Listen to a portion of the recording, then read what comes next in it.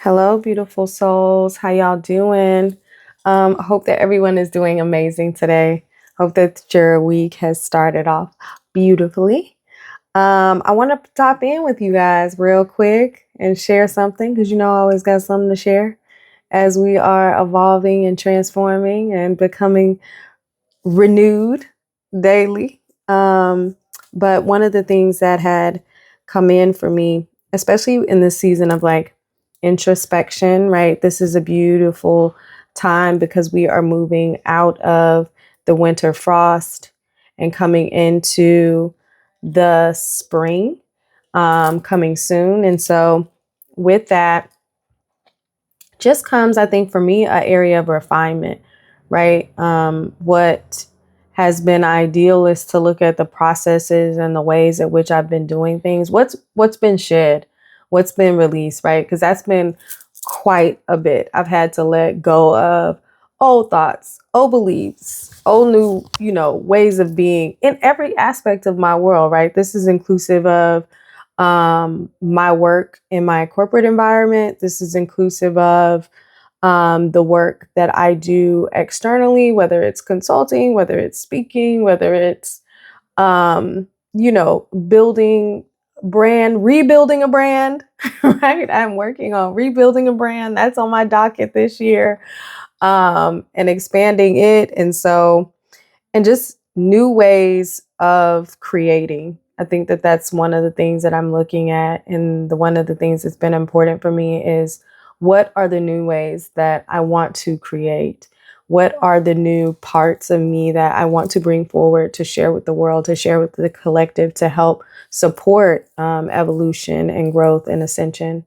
And how can I be a model for that? Because I think with this journey, and with me launching the podcast, what I notice is that this is kind of like my journey, and I'm sharing so many parts of it in real time. And so many people have resonated with that message. So there were more to come on that. And I definitely need to reintroduce myself. But what I wanted to share with you guys is that I have a beautiful oak tree in my backyard. And I have smaller trees like around the outside of of the of my like property of where I live. But the oak, it didn't really change its leaves through the winter. Like all the other trees were like bare besides like the bushes in the front. But the oak tree, it kept its leaves until recently. And I was like, wow, right before the spring, right as it starts to warm up, that's when the oak tree loses its leaves. And I mean, y'all, the leaves are turning. The pool is full of leaves. Do you hear me? And I was like, oh my gosh. But it was really beautiful. And mind you, like my beautiful oak tree is, I have, especially in very tough moments in this journey of healing and growth, I have gone outside and just um, I guess what people would say would be hugging the tree, right? I have connected with this beautiful oak tree because it's so strong.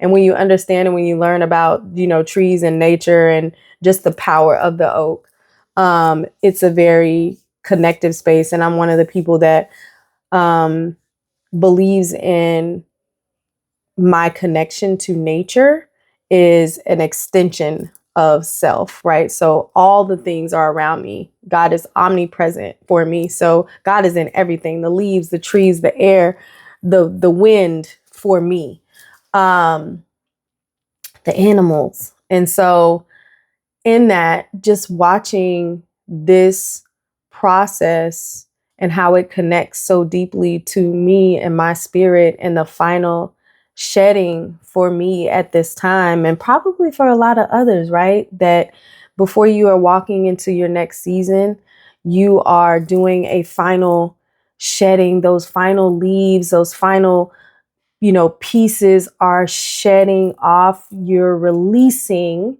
to um, begin to blossom. So the blossoming stage hasn't fully happened yet.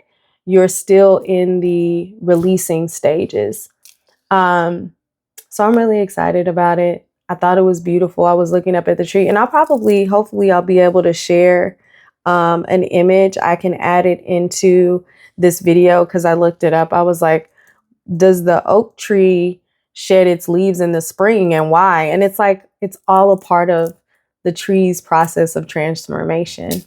So I think that for us to be patient with ourselves during this time, I've definitely mentioned that being able to discern who you are listening to, what information you're ingesting, um, and just taking that introspective time to understand so much more, whether you are kind of calibrating on what's working in your world, where you want to, what you are planning to build, and refining that plan a little bit more before you're getting ready to push out fully, and then just tapping in with yourself and seeing if all of the things that you're creating and you're building for this year feel rooted, right? Do they feel rooted? Do they feel grounded?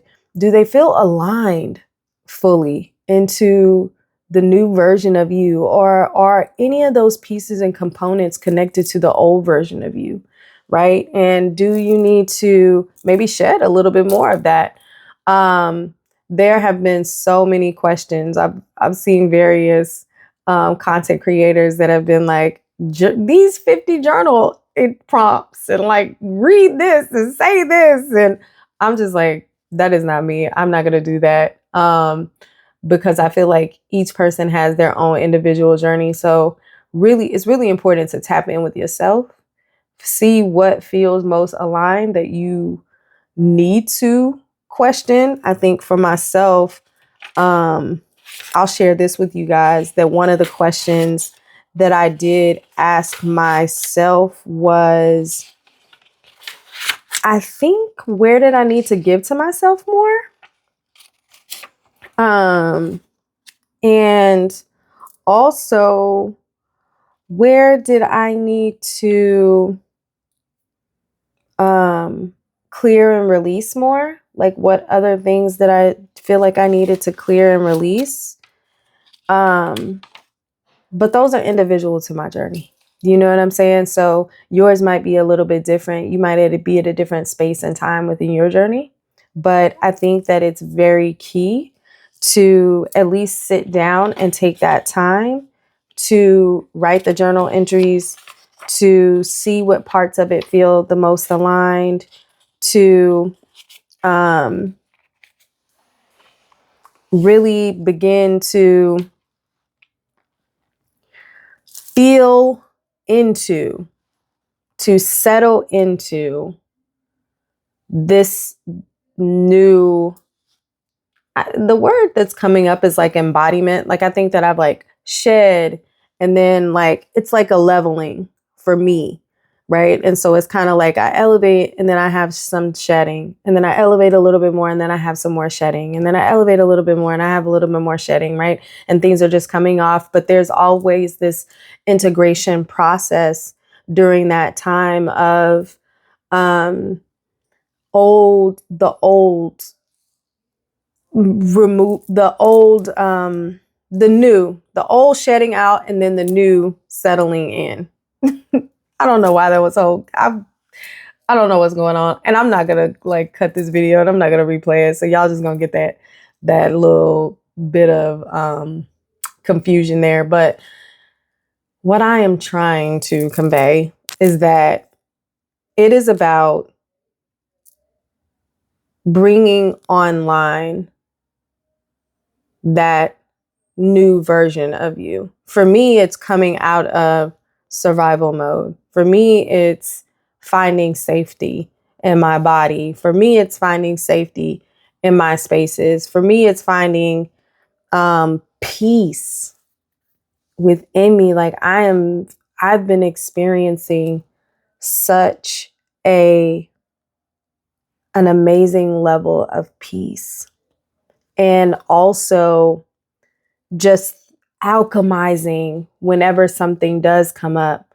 But it's a part of that is also acknowledging it right away. So the first thing, I acknowledge what I'm feeling to express, not suppress. So I was like looking at that today. I was like, what's the opposite of suppression? And like, it had like other words that weren't the word that I was looking for. And I was like, what's the word? And the word was expression. So expression, not suppression. So what did I need to express? I needed to express that I was angry, or that I was feeling anger, or I was feeling some frustration. And then as I expressed that, then it gave me triggered a moment to be like, why are you angry? You know, what are you truly angry about? Or what do you truly feel about this situation? And then it helped me. And then like, there's this lightness that comes up in me, and it moves. It's like a beautiful dance. It's just this, you can see it and sense it and feel it. And it's just this unwinding of whatever the tightness was that emotion was creating in the moment. Um, I don't know if it feels like that for everybody, but it does feel like that for me. And so with that release, I was just like, man, this isn't even this relevant. And I know that this is happening for like a higher purpose. I know that this is happening for a higher good. So then there's that thought process, right? Like, what is this? How is this benefiting me? You know, how is this? Where does the unseen part in this situation or this scenario? So though that's a little bit of what's going on for me. I am hopeful that others are feeling and kind of integrating in with their power as well during this time. Um, I don't I don't watch the news. I'm not a big news person because I feel that we are and have been in very revealing times. And with the revelations that have been coming forward, I think that people have the ability to be much more anchored into how they can support collective change, how we can become more internally so that we can be more externally, right? And if I am at peace, then I can be at peace and I can share that more externally with others and hope to hold space for them and um, project out more love, y'all. Like for real. It's just really like, how can we project out more love than fear, right? Fear is running rampant. And I'll continue to say that in a lot of in as many ways as I can, on as many videos as I can. And really moving ourselves to a space of um, good. There's so much good happening in the world right now. And aside from all of the things that are catastrophic and chaotic and disheartening, and I, I mean, sometimes I don't even have the words to really explain the level of heaviness that the world feels like at times, and where we are. But I know that there have been heavier times um, in history.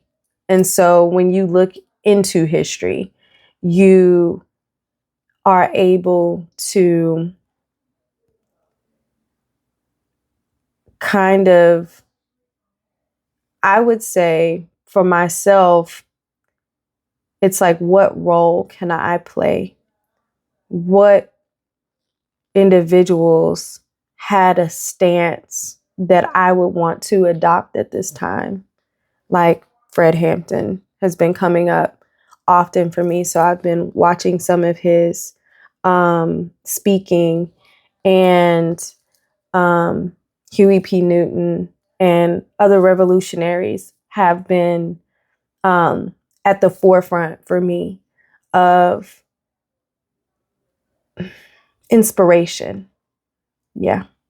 Of inspiration for me to um, know where I want to speak from, right? Know where I want to communicate from. Also, Reverend Ike. If y'all know about Reverend Ike, listen, if you know, you know.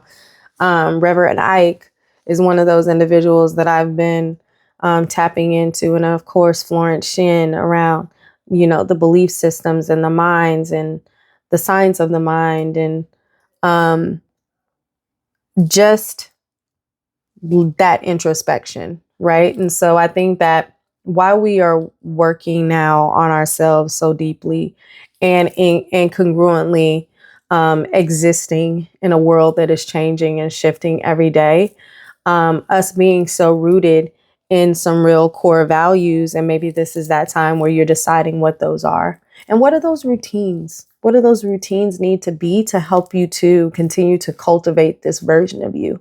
I think that that's really important as well. What routines need to be established? I know for myself, that's been a really important part because your girl has been resistant to routine. I ain't even gonna hold you. I um, grew up with a father that had been in the military, and my mother had been a flight attendant. So both people were very like routine and very distinct. Like my mother just like packs a suitcase. It's crazy. And she's always on time and I'm always late. As a matter of fact, my mom is going to be early. Like she's going to be there when the event starts. And I'm going to be like pulling up and be like, I'm pulling in. But I digress. And my father was like a stickler about all things and like probably a borderline perfectionist, which is where I may get some of those traits from. But I was just a little bit resistant to routine, and because it just felt restrictive to me for some reason. Like I don't want to get up at that time and do the same thing every day at this time. It just felt, a little bit mundane. But um, for me, I think transitioning my mind around routine and making it more connected to ritual has been such a relief.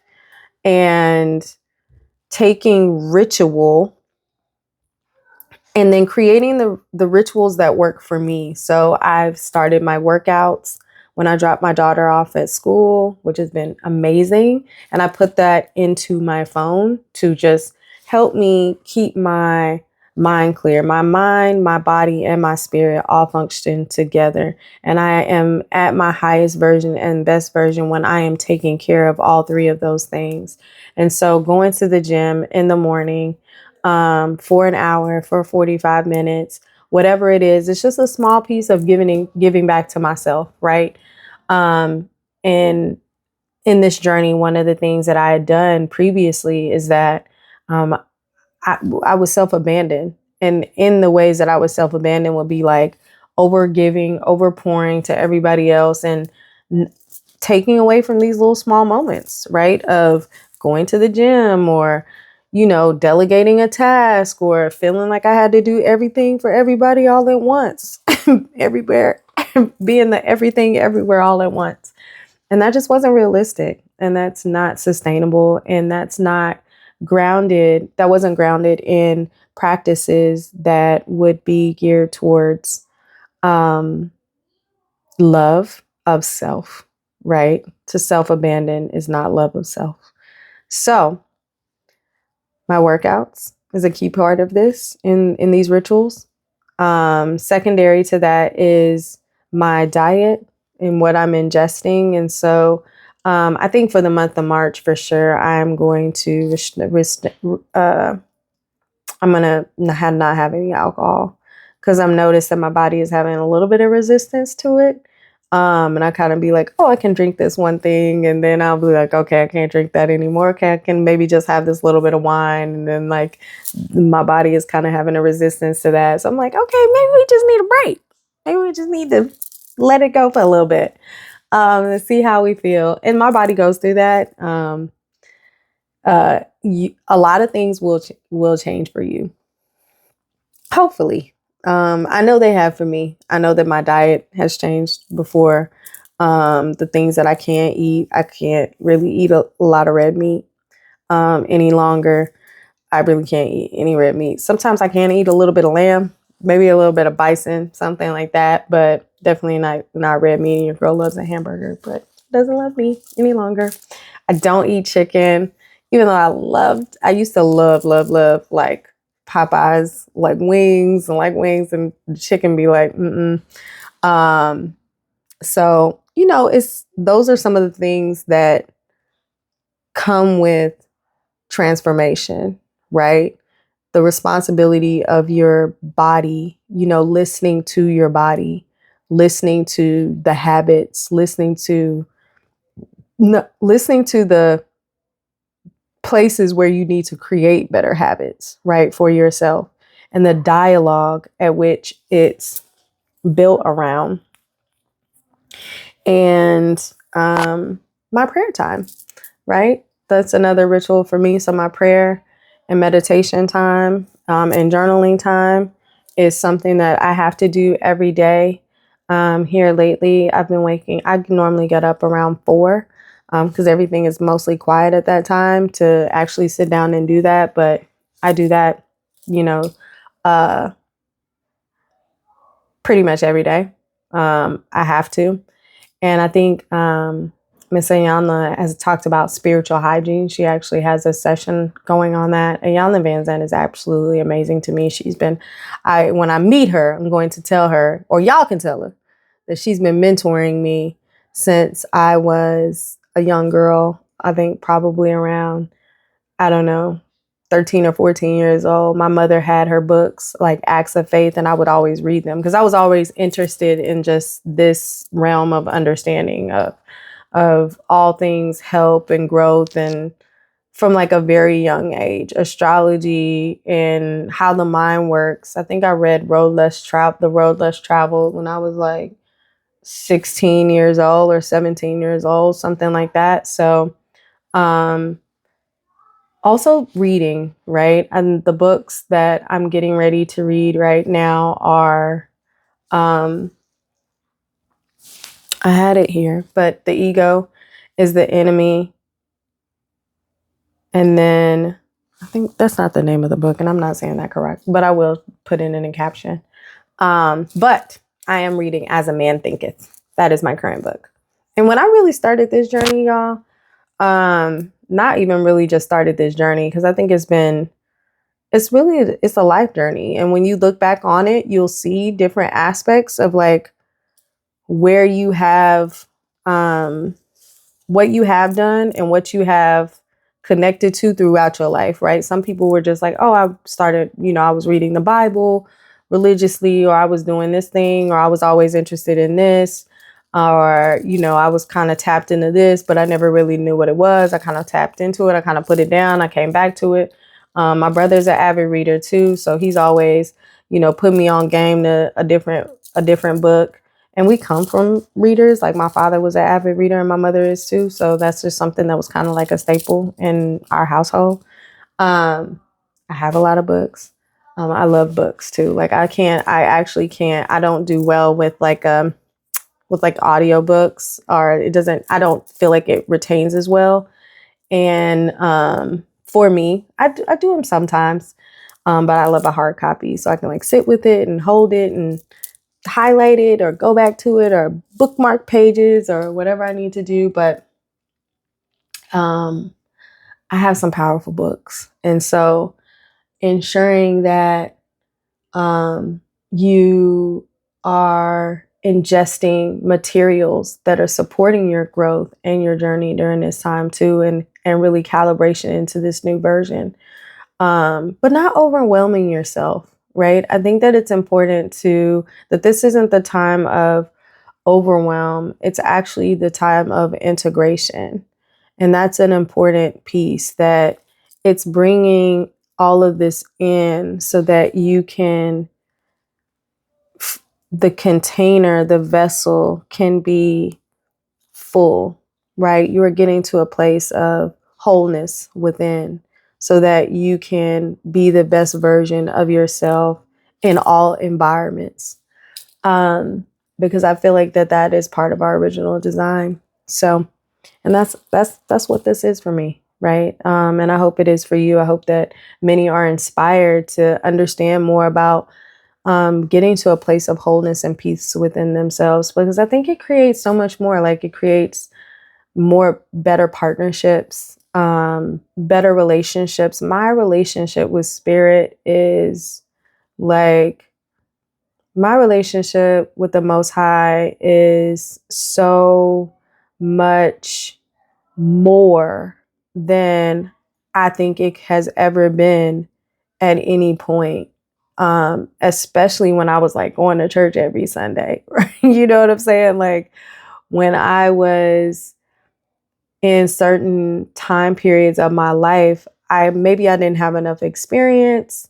Maybe I hadn't grounded myself enough, but the relationship that I have with the Most High, and just really been intentional with it, and with my understanding of faith, like, I've always had a really strong faith anchor, and bringing all compartments of this into a medium for me as well. For myself, I study astrology. I study the plant placement of the moon. I think about all the different cycles.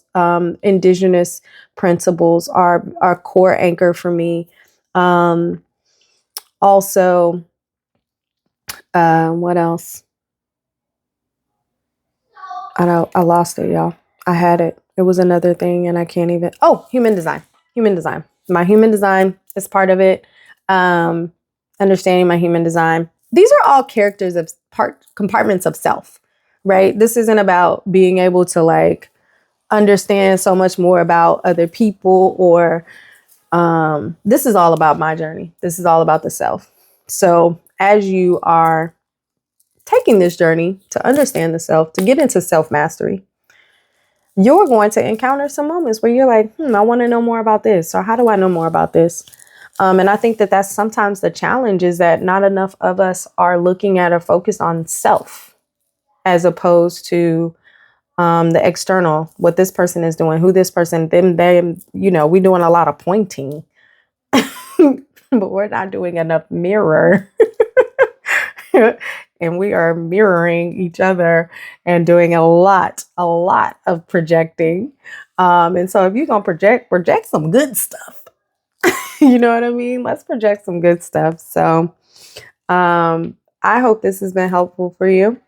I hope that this conversation has been enlightening as you are taking on this new journey. So I will be sharing so much more with you guys coming soon. We are about to start shooting the second season of the Rooted and Rising podcast. So please make sure you go back and check out some of the episodes from the first season. This new season is going to be called Awakening. And I will probably even do a little bit of a intro video of who I am and what I do and how I move about in this world. All right. Peace and blessings, y'all.